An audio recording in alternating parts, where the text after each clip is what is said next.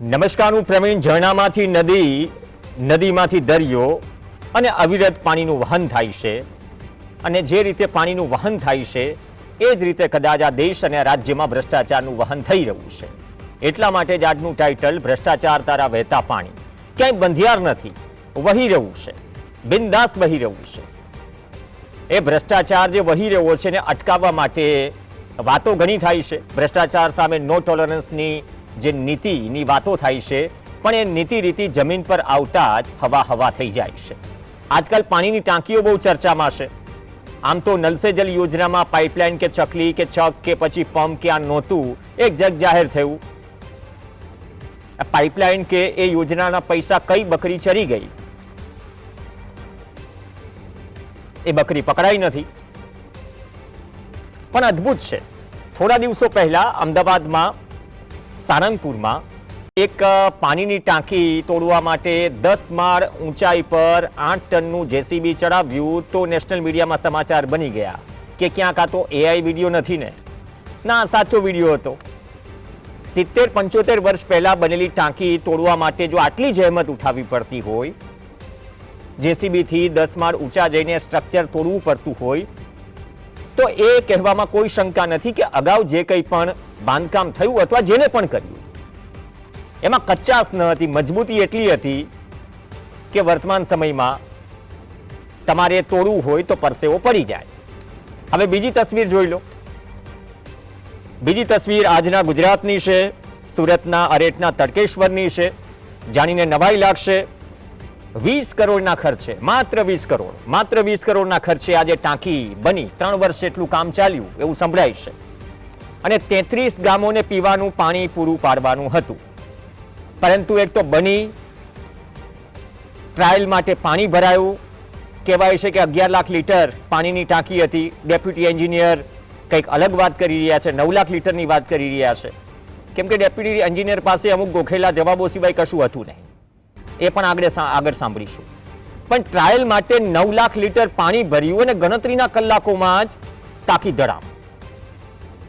તો તમે વિચારો કે આ ટાંકી બની કઈ રીતે હશે? સિમેન્ટની જગ્યાએ શું ધૂળ વાપરી હતી કોન્ટ્રાક્ટરે? સળિયાની જગ્યાએ શું પ્લાસ્ટિક વાપર્યું હતું? આમ તો સળિયા જ વાપર્યા છે.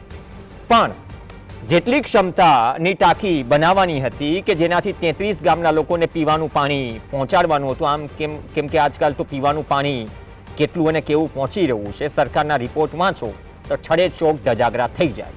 ગાંધીનગરમાં પણ રાતોરાત સરકાર અને તંત્ર દોડ્યું હતું. તો 20 કરોડ સ્વાહા થઈ ગયા. અને માત્ર ટ્રાયલમાં જ, હજુ તો પાણી પહોંચ્યું જ નથી. ટાંકી ભરવામાં જો ગોળો ફૂટી જાય તો પ્રશ્ન ઉઠે, આવું તો કેવું બાંધકામ? અને બીજી તસવીર, 70 વર્ષ પહેલાની ટાંકી, અદ્ભુત નજારો. તો એટલા વિરોધાભાસી નજારો છે. અને એક નજારામાં એ પણ છે કે આજની જે ઘટના બની છે, 12 વાગ્યાને ટકોરે ટાંકી ધડામ થઈ એવું એન્જિનિયરનું કહેવું છે. તો આજની ઘટનામાંથી શીખ એ લઈ શકાય, જે ગ્રામજનો ચર્ચા કરી રહ્યા હતા, કે અચાનકથી કોઈ પાણીની ટાંકી ઊભી થાય તો પછી હરખમાં ટ્રાયલ ચાલતી હોય ત્યારે એનાથી દૂર રહેવું. પ્રતિનિધિઓએ પણ દૂર રહેવું, કેમ કે આજકાલ ફોટો સેશન તો હોવું જ જોઈએ, બરાબર પ્રતિનિધિઓ દેખાવા જોઈએ. અને ફટાફટ તમે સોશિયલ મીડિયામાં ફોટો ચડાવી દો એટલે વાહવાહી થાય કે વિકાસનું એક કામ થઈ ગયું. પ્રતિનિધિઓ એટલા માટે દૂર રહેવું કેમ કે આ ઘટનામાં 3 મજૂરો ઘાયલ થયા છે. ન ખરે નારાયણ. અને કદાચ આ જ ઘટના, આ પ્રકારની ઘટના બની જાય, કેમ કે તમે જેને કોન્ટ્રાક્ટ આપ્યો છે, એને જે કામ કર્યું છે, તમને જ વિશ્વાસ નથી. વિશ્વાસ એટલા માટે નથી કેમ કે આ દ્રશ્યો જોઈ રહ્યા છીએ. ક્યાંક જનપ્રતિનિધિ કે પ્રજાને કંઈક થઈ જાય તો આ વિકાસના કામો થશે કઈ રીતે? સોનેરી સલાહ આપે છે આ ટાંકી કે ટ્રાયલ ચાલતું હોય ત્યારે જોખમ ન ખેડવું, 100 મીટર દૂર ઊભું રહેવું. ફોટો ત્યાંથી પણ સરસ આવે છે. બાકી એડવર્ટાઇઝના નામે ડ્રોન ઉડે જ છે. પૈસા ક્યાં નેતાના ખિસ્સામાંથી ચૂકવાય છે? પહેલા હવે સાંભળી લઈએ ગામના જે સ્થાનિક છે એમનું શું કહેવું છે, અને ઇજનેર જે પહોંચ્યા હતા જૂથ યોજના હેઠળની આ ટાંકી હતી એમનું શું કહેવું છે. ગાયપગલા જૂથ યોજનાનું આપણે પ્રગતિ હેઠળ કામ ચાલી રહ્યું હતું, જે 21 કરોડના ખર્ચે જયંતિ સુપર એજન્સીને આપણે કોન્ટ્રાક્ટ આપવામાં આવેલો છે, જેમાં આજ રોજ લગભગ 12 વાગ્યાની આસપાસ 9 લાખ લીટર કેપેસિટીની ક્ષમતા અને 15 મીટર ઊંચાઈની ટાંકી હતી, જે આજે દુરસ્ત થઈ ગઈ છે. હવે આગળ અમે આનું તપાસ કરશું કે કઈ રીતે આ થયું છે. અમને ઘણી આશા હતી કે અમને શુદ્ધ પીવાનું પાણી અને વપરાશ માટે સારું પાણી મળે એવી અમને આશા હતી, અને આ કામ આઈ થિંક 3 વર્ષથી ચાલુ હતું ટાંકીનું. તો હજુ તો આજે પાણી ભરવામાં આવ્યું અને થોડાક જ ટાઈમમાં જમીનદોસ્ત થઈ ગઈ છે ટાંકી. મોટી ઘટના થતાં બચી ગઈ છે આજે, અને અમને ઘર સુધી હજુ પાણી પહોંચ્યું પણ નથી. એ પહેલાં જ આ ટાંકી જમીનદોસ્ત થઈ ગઈ છે. આ ભ્રષ્ટાચાર જે થયેલો છે એને રોકવામાં આવે અને સારું અને વ્યવસ્થિત મટીરિયલ વાપરવામાં આવે એવી અમારી માંગ છે. સમૂહે અમોને જે વાયદો કર્યો હતો એ અમોને પાણી પહોંચાડવાનો વાયદો હજુ ઠેલાશે, કેમ કે 3 વર્ષે પણ ટાંકી તો બની નથી, તો પાણી ક્યાંથી પહોંચે? આ બધું જ ચાલશે. માત્ર આ એક ટાંકીની વાત નથી, આપણે નવસારીની પણ વાત કરી લઈએ. એ પણ ચર્ચામાં હતી. 8 તારીખના દ્રશ્યો છે, અને નવસારીમાં પણ એ જ પ્રકારની પરિસ્થિતિ હતી. આ નવસારી બીજું એક ઉદાહરણ તો ઠીક સમજ્યા, પરંતુ સિંગોર ગામ છે નવસારી તાલુકાનું. ઉદ્ઘાટન પહેલાં અહીંયા પણ પાણીની ટાંકી જમીનદોસ્ત થઈ, અને અહીંયા પણ એ જ પરિસ્થિતિ ઊભી થઈ. 12 લાખની ટાંકીનું નિર્માણ પામ્યું હતું. 50,000 લીટરની ટાંકી હતી. પાણી પુરવઠા અધિકારીની અણઆવડતના કારણે આ ટાંકી જમીનદોસ્ત છે. ટાંકી ઊભી કઈ રીતે થઈ રહી છે? સવાલ એ ઊભો થાય. નવી ટાંકી, નવું સ્ટ્રક્ચર, બ્રિજ બને કે ટાંકી બને, કેમ કે અહીંયા ત્યાં 4 કરોડના ડાયવર્ઝન ધોવાય છે છોટાઉદેપુરમાં. એ તો મીડિયા માધ્યમોમાં સ્ટોરી બને છે. તો શું ખરેખર ભ્રષ્ટાચાર તારા વહેતા પાણી છે? એકાદ થોડી ઊંચાઈનો શું ડેમ બાંધવાની જરૂર છે તો એ ભ્રષ્ટાચાર રોકાઈ જાય? અથવા તો આમાં જે ઇજનેર વાત કરી રહ્યા છે કે અમે રિપોર્ટ કરીશું, રિપોર્ટના આધારે અમે પગલાં ભરીશું. રિપોર્ટ ફૂડ સેમ્પલ જેવું છે.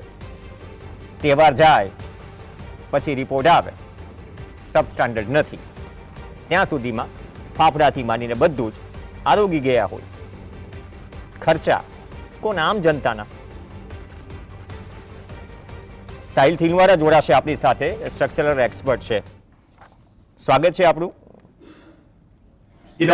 તાહિરભાઈ, એ સમજાવો કે આ ટાંકી એક તરફ અમદાવાદમાં 70 વર્ષ જૂની ટાંકી માટે આટલી મહેનત કરવી પડે છે, અને બીજી તરફ મેં આજની એક ઘટના અને મેં નવસારીની 8-10 દિવસ પહેલાની ઘટના વર્ણવી. સાહેબ, 9 કે 11 લાખ લીટર પાણીની ટાંકી અને ટ્રાયલમાં એવી તૂટી જાય કે એ જે કાટમાળ છે એ ભેગો કરવામાં પણ અધિકારીઓની એટલી ગતિશીલતા હતી કે ટૂંક સમયમાં તો ખબર જ ન પડે ટાંકી હતી કે નહોતી.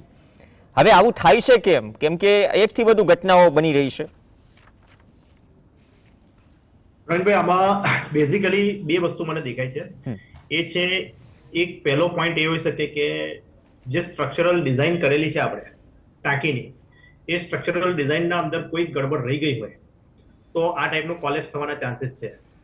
કેમ કે ટાંકીની ઘણી વખત શું છે, સ્ટ્રક્ચર ડિઝાઇન સ્ટાન્ડર્ડ હોય છે, પણ સમટાઈમ્સ કોસ્ટ ઓપ્ટિમાઇઝેશન માટે કે બીજા કોઈક રીઝનથી જો ટાંકીની ડિઝાઇન બહુ ઓપ્ટિમાઇઝ કરવામાં આવે અને ફેક્ટર ઓફ સેફ્ટી પ્રોપર ના કરેલા હોય તો એ કારણ હોઈ શકે કે આ ટાંકી કોલેપ્સ થઈ હોય.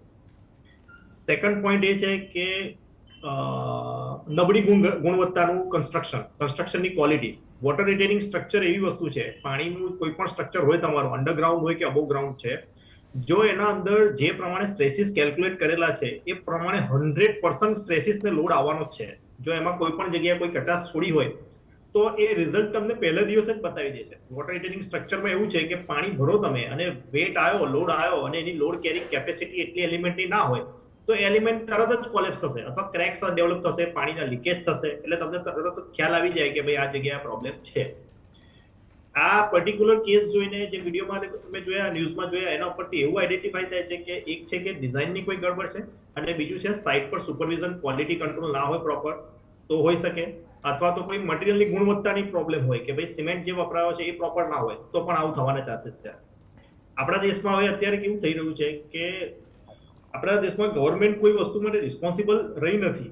કેમ કે ભાઈ ડિઝાઇન સ્ટ્રક્ચર એન્જિનિયરે કરી તો એની રિસ્પોન્સિબિલિટી થઈ ગઈ, સુપરવિઝન પીએમસી વાળી એજન્સીએ કરી તો એની રિસ્પોન્સિબિલિટી થઈ ગઈ. પણ આજે સરકાર જે ટેક્સના પૈસા વાપરી રહી છે એની પાછળ સરકારની જવાબદારી શું છે એ ક્વેશ્ચન માર્ક છે. કે ભાઈ સરકારના એન્જિનિયર્સ પણ એટલા જ ક્વોલિફાઈડ છે, તો આ બધી વસ્તુનું ચેકિંગ જે થાય છે, સ્ટ્રક્ચર એન્જિનિયરે જે ડિઝાઇન કરી, ડ્રોઈંગ કરી, એનું પ્રૂફ ચેકિંગ પણ થાય છે. આ બધું કર્યા પછી તમે જુઓ છો કે પેલી એક જૂની ટાંકી છે એને તોડવામાં આટલી બધી મહેનત ને જહેમત કરવી પડે છે. તો એ કેસની અંદર નવી ટાંકી જે બનાવી રહ્યા છે એની અંદર એ મહેનત કેમ નથી કરી રહ્યા? એટલે આ બધા ક્વોલિટી કંટ્રોલ, સાઇટ પર ક્વોલિટી કંટ્રોલ, પ્રોપર કોન્ક્રીટનું સમજો ફ્લાય એશનો કન્ટેન્ટ બહુ વધારે વાપર્યો હોય કોન્ક્રીટના અંદર તો પણ આવા થવાના ચાન્સીસ છે. એની સ્ટ્રેન્થ નહીં હોય તો એ એલિમેન્ટના અંદર 9 લાખ લીટર પાણી ભરો તમે તો એ એક જ મિનિટમાં તમને જવાબ આપી દે. પહેલો હાઇડ્રો ટેસ્ટ થાય એની અંદર જ એ તમને આન્સર આપી દે કે ભાઈ આ પ્રોબ્લેમ છે અને એ ત્યાં જ બાજુ ક્રેક્સ આવશે, ડેમેજ થશે કે તૂટી જશે, કોલેપ્સ થશે. એટલે 3 વસ્તુઓ મૂળભૂત જવાબદાર છે. એક છે સ્ટ્રક્ચરલ ડિઝાઇન તમે ચેક કરવી પડે. સેકન્ડ છે ભાઈ જે મટીરિયલ વપરાયું છે એ મટીરિયલના ટેસ્ટ કરીને વેરીફાઈ કરવું પડે કે એની સ્ટ્રેન્થ કેટલી છે, કેટલી સ્ટ્રેન્થ આવી છે. જનરલી સાઇટ પર ક્યુબ ટેસ્ટિંગ કરતા હોય છે. ક્યુબ ટેસ્ટિંગ કરીને પણ વેરીફાઈ કરે.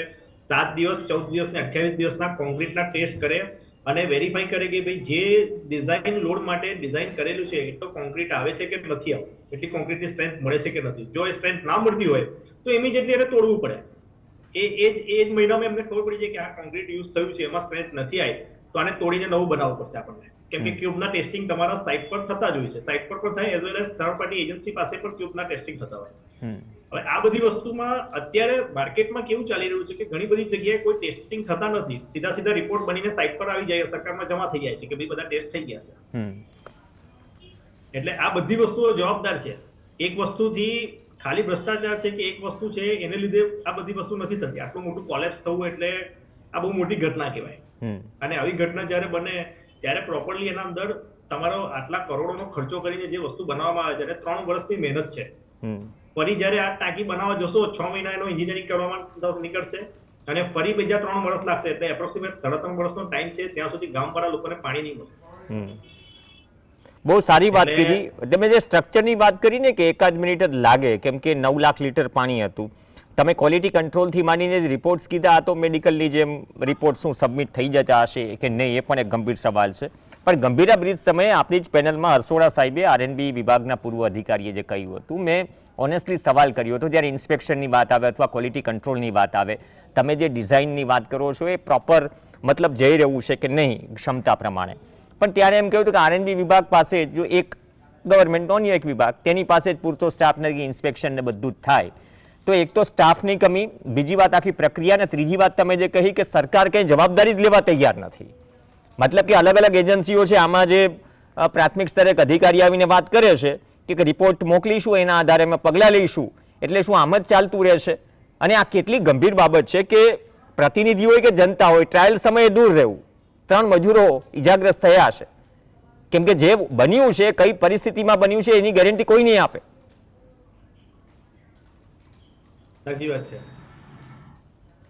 આ કન્ડિશનમાં સમજો સરકાર તરફથી સરકારની અંદર આ તો એવી એજન્સીઝ અપોઇન્ટ હોવી જોઈએ કે જે કોઈ પણ કામ થાય છે સમજો કે જે કામ કરી રહી છે, જે એજન્સી પાસે કામ કરી રહી છે એને પ્રોપરલી સુપરવિઝન કરે, અથવા જે સુપરવિઝન કરી રહી છે એ એજન્સી પ્રોપર સુપરવિઝન કરે છે કે ખાલી કાગળ પર જ રિપોર્ટ બનીને સબમિટ થાય છે.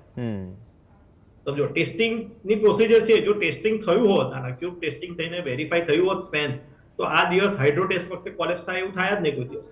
જો પ્રોપરલી એનું ટેસ્ટિંગ થાય, કોન્ક્રીટના ક્યુબના અંદર સ્ટ્રેન્થ આ જે થયું છે એના ઉપરથી ક્લિયર કટ દેખાય છે કે કોન્ક્રીટની સ્ટ્રેન્થ પ્રોપર નથી.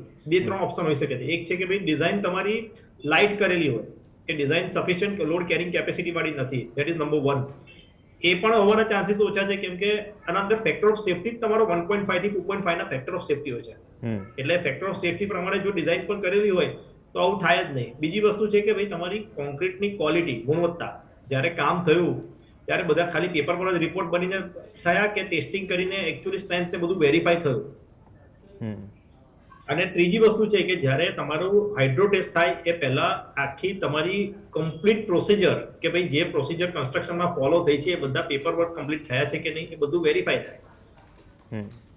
અત્યારે શું થયું છે કે ભાઈ પીએમસી ને આપી દીધું એટલે કન્સ્ટ્રક્શનની ક્વોલિટીની જવાબદારી પીએમસી ની થઈ ગઈ. હવે કોન્ટ્રાક્ટર સમજો એ ટાઈમે કોન્ક્રીટની અંદર ફ્લાયસ વધારે મિક્સ કરીને નાખી દીધું એને, બરાબર, તો પીએમસી કહેશે કે એ તો જવાબદારી કોન્ટ્રાક્ટરની થઈ ગઈ અને કોન્ટ્રાક્ટર એવું કહેશે કે એ તો જવાબદારી પીએમસી ની થઈ ગઈ. કોણ ચેક કરી રહ્યું છે આ વસ્તુ? આ બધા લૂપ હોલ્સ ઘણા બધા છે આપણી પોતાની સિસ્ટમની અંદર જ. લૂપ હોલ્સ એટલા બધા છે કે જેનો એડવાન્ટેજ લેવામાં આવે છે અને એકબીજા પર જવાબદારી નાખવામાં આવે છે. જો આ પ્રોપરલી જવાબદારી કરવામાં આવે પ્રાઇવેટમાં સાહેબ ઇન્ડસ્ટ્રીઝમાં આટલા બધા કામો થાય છે, કોઈ જગ્યાએ આવું કામ નથી જોવા મળતું. બહુ સાચી વાત કહી. જયંતિ સુપર એજન્સીને કામ સોંપાયું હતું. તમે જે વાત કરી કે જવાબદારી અને જવાબદેહી, હવે જે એસવીએનટી રિપોર્ટની વાત કરે છે એના આધારે કોન્ટ્રાક્ટર સામે કાર્યવાહી કરીશું. તો જે રીતે આપણે વાત કરી રહ્યા છો, ઘણી જગ્યાએ રિપોર્ટ્સ પણ ક્વોલિટી કંટ્રોલના મેનેજ થઈ જતા સીધા ભરીને મોકલી દેવાય છે. તો પછી આ પ્રકારનો જે રિપોર્ટ આવશે, આવી ઘટનાઓમાં જે રિપોર્ટ્સ આવતા હોય છે, એ રિપોર્ટ્સમાં ઓથેન્ટિસિટીની કેટલી અપેક્ષા રાખવી જનતાએ? આ સીધો સવાલ છે, કેમ કે 1 મિનિટમાં ધડામ થઈ જાય તો સમજી શકાય છે કે સ્થિતિ શું હશે. તો હવે જે રિપોર્ટ આવશે તપાસનો, એના પર કેટલો વિશ્વાસ અથવા તો કેટલી ઓથેન્ટિસિટી આપણે રાખવી જોઈએ? હા, સરકારની કોઈ પણ જો પ્રોપર એજન્સી આરએનબી કે એવી કોઈ એજન્સી ઇન્વોલ્વ થઈને પ્રોપર રિપોર્ટ બનાવશે તો 100% એ રિપોર્ટ ઓથેન્ટિક આવવાના ચાન્સીસ છે. એવું નથી કે એમાં કઈ એ લોકો કરી શકે, પણ આટલું મોટું કોલેપ્સ થઈ ગયા પછી આપણે રિપોર્ટ બનાવવા બેસીએ, શરમનાક વસ્તુ છે. આ બધી વસ્તુ જ્યારે કામ થાય છે ત્યારે જ કોઈની કોઈ આપણી સરકારની કોઈને કોઈ એટલી કેપેબલ એજન્સીઓ ઇન્વોલ્વ હોવી જોઈએ, એટલા કેપેબલ માણસો ઇન્વોલ્વ હોવા જોઈએ કે આ ટાઈપના કોલેપ્સ થાય નહીં. અને આ એક ટાંકી બનાવવું, આજની તારીખે ઇન્ડિયામાં એટલી બધી ટેકનોલોજી અવેલેબલ છે, એટલી બધી ફેસિલિટી અવેલેબલ છે કે જેને લીધે તમે સારી ગુણવત્તાથી કામ કરવા માંગો તો બહુ સારી રીતે થઈ શકે. ઇવન પ્રાઇવેટમાં જે કામ થાય છે એનાથી સારા કામ તમારા સરકારમાં થઈ શકે, કેમ કે સરકારમાં તમારા બજેટની કોઈ લિમિટેશન નથી, તમે સારામાં સારું કામ કરી શકો છો.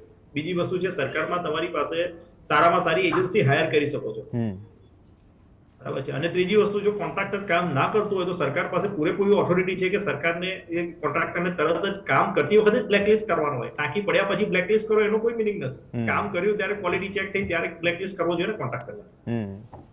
પણ આપણે ત્યાં કદાચ પરંપરા એ જ રહી છે કે કામ તૂટે એટલે કાર્યવાહી શું, તો કોન્ટ્રાક્ટરને બ્લેકલિસ્ટ કરાયો છે, એ પછી નામ બદલીને પછી ટેન્ડર બીજા ભરી દે, બીજા નંબરની વાત છે. સરકાર ઈચ્છે છે કે ક્વોલિટીવાળો વિકાસ થાય, મજબૂત અને સક્ષમ વિકાસ થાય, અને સરકાર એના માટે પૂરતું બજેટ પણ આપે છે.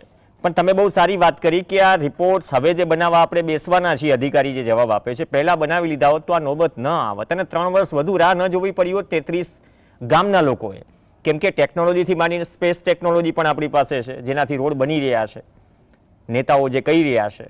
તો એવી તો ઘણી બધી ટેકનોલોજી છે કે જેનાથી આપણે આવા સ્ટ્રક્ચર બહુ ઓછા સમયમાં મજબૂતી સાથે, એક્યુરેસી સાથે બનાવી શકાય.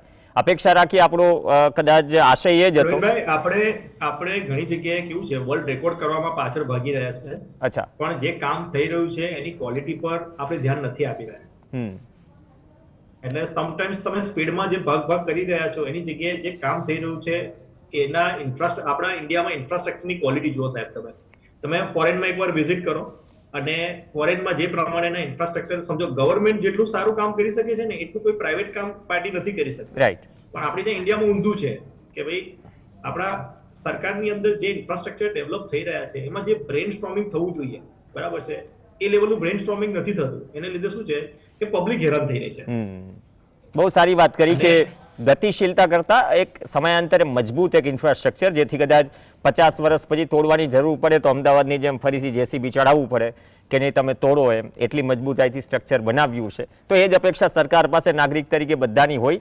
અને અપેક્ષા એ પણ રાખીએ કે આ ભ્રષ્ટાચાર તારા વહેતા પાણી છે એને રોકવા માટે એક બંધ બનાવવામાં આવે, અને બંધ પણ એક સારા કોન્ટ્રાક્ટર બનાવે, કેમ કે નકર બંધમાં પણ જો ગુણવત્તા નો પ્રશ્ન ઊભો થશે, હા, તો એ બંધ બનાવવાનો કોઈ અર્થ નહીં રહે. બાકી અવિરત ઝરણામાંથી નદી, નદીમાંથી દરિયો વહેતો રહેશે. પણ આશા રાખીએ કે 33 ગામને વહેલી તકે પીવાનું પાણી મળે, જે ઇન્દોરમાં મળ્યું એવું નહીં, પરંતુ સ્વચ્છ પાણી જે સરકાર ઈચ્છે છે કે આપણા નાગરિકોને મળવું જોઈએ, અને એના માટે વહેલી તકે આ ટાંકી ફરી તૈયાર થાય. અને માત્ર રિપોર્ટ્સ નહીં, માત્ર બ્લેકલિસ્ટ નહીં, પરંતુ એક ઉદાહરણ રૂપ એક નિર્ણય કરે, જેથી લોકોને પણ થાય કે ના, કંઈક થઈ રહ્યું છે. ધન્યવાદ તાહિરભાઈ ટીનવાલા ચર્ચામાં જોડાયા. આ સાથે ચર્ચામાં હાલ બસ આટલું જ. નમસ્કાર. Thank you.